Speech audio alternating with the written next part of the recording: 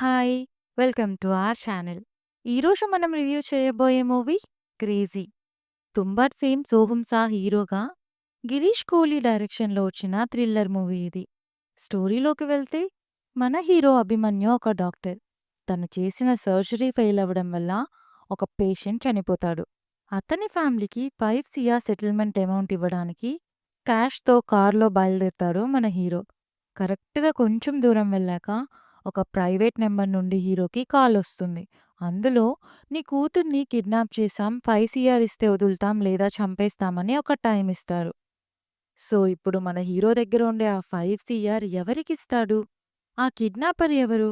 అసలు హీరోకి వాళ్ళ డాటర్‌కి ఉండే బాండింగ్ ఎంత? హీరో డివోర్స్ ఎందుకు తీసుకుని ఉంటాడు? ఇంతకీ లాస్ట్‌కి ఏమవుతుందనేది ఈ మూవీ స్టోరీ. పాజిటివ్స్ అంటే ఇదొక ఎక్స్పెరిమెంటల్ థ్రిల్లర్. స్టోరీ కంటే కూడా మేకింగే మెయిన్ రోల్ ప్లే చేసింది. అండ్ ఆ థ్రిల్ బాగా మెయింటైన్ చేశారు మేకర్స్.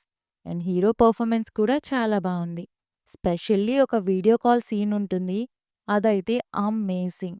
అండ్ ఈ మూవీ మొత్తం రోడ్ అండ్ కార్‌లోనే ఎక్కువసేపు ఉంటుంది. బట్ మనం కాసేపటికి స్టోరీలో ఇన్వాల్వ్ అయిపోతాం.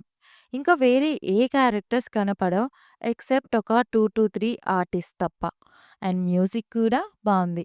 ఇక నెగెటివ్స్ అంటే తనకి అండ్ డాటర్‌కి ఉండే సీన్స్, డైలాగ్స్ మొబైల్‌లో వీడియోస్‌లా కాకుండా సీన్స్‌లా చూపించుంటే బావుండేది అనిపించింది. అండ్ ఇదొక ఎక్స్పెరిమెంటల్ మూవీ. సో, కొందరికి ఒకే ఫ్లోలో ఉంది అనిపించొచ్చు.